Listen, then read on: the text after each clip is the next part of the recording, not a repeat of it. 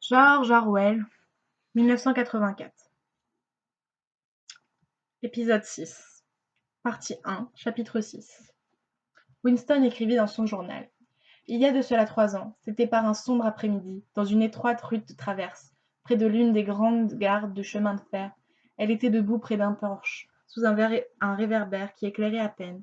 Elle avait un visage jeune, recouvert d'une épaisse couche de fard. C'est en réalité le phare qui m'attire, sa blancheur analogue à celle d'un masque, et le rouge éclatant des lèvres.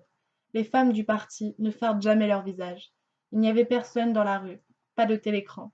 Elle a dit 2 $. Il était pour l'instant trop difficile de continuer. Winston ferma les yeux et les pressa de ses doigts, pour essayer d'en expurger le tableau qui s'obstinait à revenir. Il sentait le désir, presque irrésistible, de proférer à tue-tête un chapelet d'injures, ou de se cogner la tête contre le mur, ou de donner des coups de pied à la table et de lancer l'encrier par la fenêtre, de faire n'importe quoi de violent, de bruyant ou de douloureux, qui pourrait brouiller et effacer le souvenir qui le tourmentait. Le pire ennemi, réfléchit-il, est le système nerveux. À n'importe quel moment, la tension intérieure peut se manifester par quelques symptômes visibles. Il pensa à un homme qu'il avait croisé dans la rue, il y avait quelques semaines, un homme d'aspect tout à fait quelconque, un membre du parti, de 35 ans ou 40 ans, assez grand, mince, qui portait une serviette. Il était à quelques mètres l'un de l'autre. Le côté gauche du visage de l'homme fut soudain tordu par une sorte de spasme. Cela se produisit encore juste quand ils se croisaient. Ce n'était qu'une crispation, un frémissement, aussi rapide que le déclic d'un obturateur de caméra, mais visiblement habituel. Winston se souvint d'avoir pensé à ce moment: ce pauvre diable est perdu. L'effrayant était que ce tic était peut-être inconscient. Le danger le plus grand était celui de parler en dormant. Mais, autant que pouvait le savoir Winston, il n'y avait aucun moyen de se garantir contre ce danger-là. Il reprit son souffle et continua à écrire. Je la suivis à travers le porche et une cour intérieure jusqu'à une cuisine en sous-sol. Il y avait un lit contre le mur et sur la table, une lampe dont la flamme était très basse. Les dents de Winston étaient glacées. Il aurait aimé cracher. En même temps que la femme du sous-sol, il pensait à Catherine, sa femme. Il était marié, ou tout de moins s'était marié. Il était probablement encore marié, car pour autant qu'il le sût, sa femme n'était pas morte. Il lui sembla respirer encore la chaude odeur lourde de la cuisine du sous-sol, une odeur composée de punaises, de vêtements sales, de mauvais parfums à bon marché, mais pourtant attirante, parce que les femmes du parti ne se servaient jamais de parfum, et on ne pouvait les imaginer parfumées. Seuls les prolétaires se servaient de parfum. Dans son esprit, l'odeur était inextricablement mêlée à l'idée de la fornication. Son aventure avec cette femme avait été son premier écart après 2 ans environ.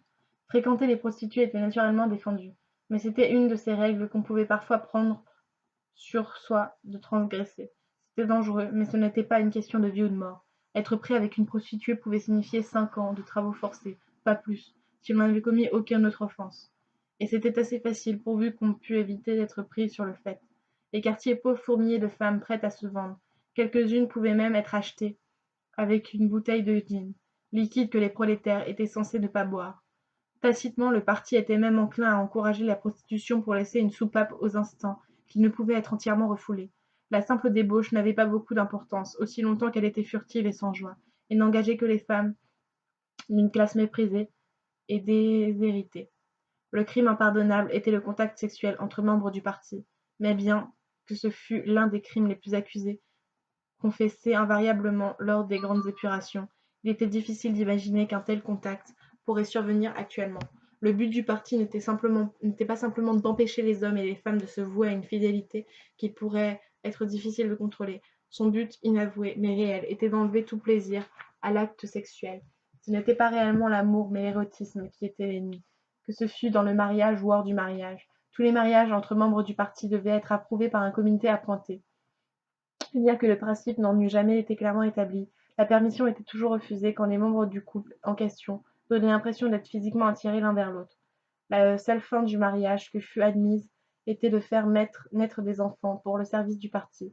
Le commerce sexuel devait être considéré comme une opération sans importance, légèrement dégoûtante, comme de prendre un lavement. Cela non plus n'avait jamais été exprimé franchement, mais d'une manière indirecte, on le rabâchait dès l'enfance à tous les membres du parti. Il y avait même des organisations, comme celle de la Ligue anti-sexe des juniors, qui plaidait en faveur du célibat pour les deux sexes.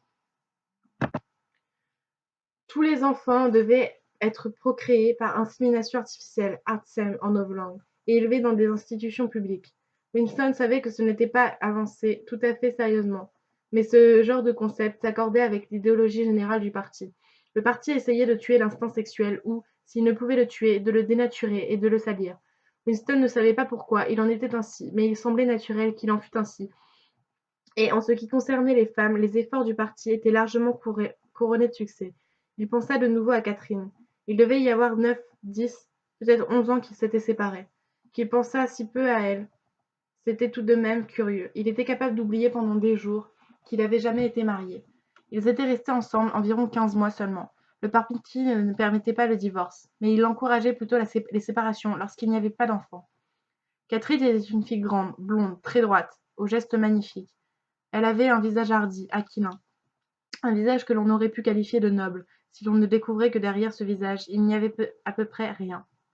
Tout au début de leur vie conjugale, il avait décidé, mais peut-être était-ce seulement parce qu'il la connaissait plus intimement, qu'elle avait, sans contredit, l'esprit le plus stupide, le plus vulgaire, le plus vide qu'il eût jamais rencontré. Elle n'avait pas une idée dans la tête qui ne fût un slogan, et il n'y avait aucune imbécilité, absolument aucune, qu'elle ne fût capable d'avaler si le parti la lui suggérait. Il la surnomma, mentalement, l'enregistrement sonore. Cependant, il aurait supporté de vivre avec elle s'il n'y avait eu, précisément, le sexe. Dès qu'il la touchait, elle semblait reculer et se roidir. L'embrasser était comme embrasser une image de bois articulé. Ce qui était étrange, c'est que même quand elle semblait le serrer contre elle, il avait l'impression qu'elle le repoussait en même temps de toutes ses forces. C'était la rigidité de ses muscles qui produisait cette impression. Elle restait étendue, les yeux fermés, sans résister ni coopérer, mais en se soumettant. C'était extrêmement embarrassant, et après quelque temps, horrible. Même alors, il aurait supporté pourtant de vivre avec elle, s'il avait été entendu, qu'il y avait entre eux une séparation de corps. Mais assez curieusement, c'est Catherine qui avait refusé. Il devait, disait-elle, donner naissance à un enfant, s'il le pouvait. La performance continua donc une fois par semaine, régulièrement.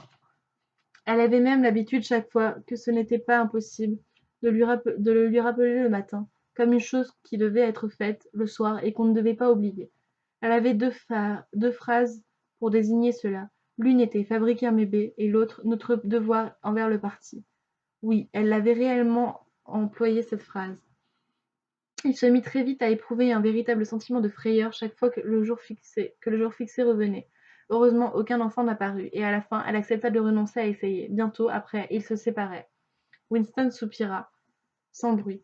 Il reprit sa plume et écrivit. Elle se jeta sur le lit, et tout de suite, sans aucune sorte de préliminaire, de la façon la plus grossière et la plus horrible que l'on puisse imaginer, elle releva sa jupe. Il se vit là, debout dans la lumière obscure, avec dans les narines l'odeur de punaise et du parfum bon marché, et, dans le cœur, un sentiment de défaite et de rancune, qui, même alors, était mêlé au souvenir du corps blanc de Catherine, figé à jamais par le pouvoir hypnotique du parti. Pourquoi devait-il toujours en être ainsi? Pourquoi ne pouvait-il pas avoir une femme à lui, et non, à des années d'intervalle, ces immondes mégères? Mais une réelle aventure d'amour était un événement presque inimaginable. Les femmes du parti étaient toutes semblables. La chasteté était aussi profondément enracinée chez elles que la fidélité au parti. Le sentiment naturel leur avait été arraché par des conditions de vie spéciales, appliquées très tôt, par des jeux et par l'eau froide, par les absurdités qu'on leur cornait aux oreilles à l'école, chez les espions et à la Ligue de la jeunesse, par des lectures, des parades, des chansons, des slogans, de la musique martiale. Sa raison lui disait qu'il devait y avoir des exceptions, mais son cœur n'en croyait rien. Elles étaient toutes imprenables, telles que le parti entendait qu'elles fussent, et ce qu'il désirait plus encore que d'être aimé. C'était une seule fois dans sa vie, abattre ce mur de vertu. L'acte sexuel accompli avec succès était un acte de rébellion. Le désir était un crime de la pensée. Éveiller l'essence de Catherine, bien qu'elle fût sa femme, eût été, s'il avait pu y parvenir, comme une violation. Mais le reste de son histoire valait d'être écrit. Il continua. Je tournai le bouton de la lampe, quand je la vis, en pleine lumière. Après l'obscurité, la faible lumière de la lampe à pétrole avait paru très brillante. Pour la première fois, il avait pu voir la femme distinctement. Il s'était avancé d'un pas vers elle, puis s'était arrêté. plein de convoitise et de terreur. Il était douloureusement conscient du risque qu'il courait en venant là. Il était parfaitement possible que les policiers le cueillent à la sortie. À bien y penser, ils étaient peut-être en ce moment en train de l'attendre, de l'autre côté de la porte. S'il s'en allait, sans même faire ce qu'il avait été venu faire. Il devait l'écrire, il devait le confesser. Ce qu'il avait soudain vu à la lumière de la lampe, c'était que la femme était vieille. Son visage était plâtré d'une telle épaisseur de fard qu'il semblait pouvoir craquer comme un masque de carton. Il y avait des raies blanches dans sa chevelure, mais le détail vraiment horrible est que sa bouche, qui s'était un peu ouverte, ne révélait qu'une noirceur caverneuse. Elle n'avait pas de dents du tout. Winston écrivit rapidement d'une écriture griffonnée. À la lumière, je vis qu'elle était tout à fait une vieille femme de 50 ans au moins. Mais j'allai de l'avant, et le fit tout de même.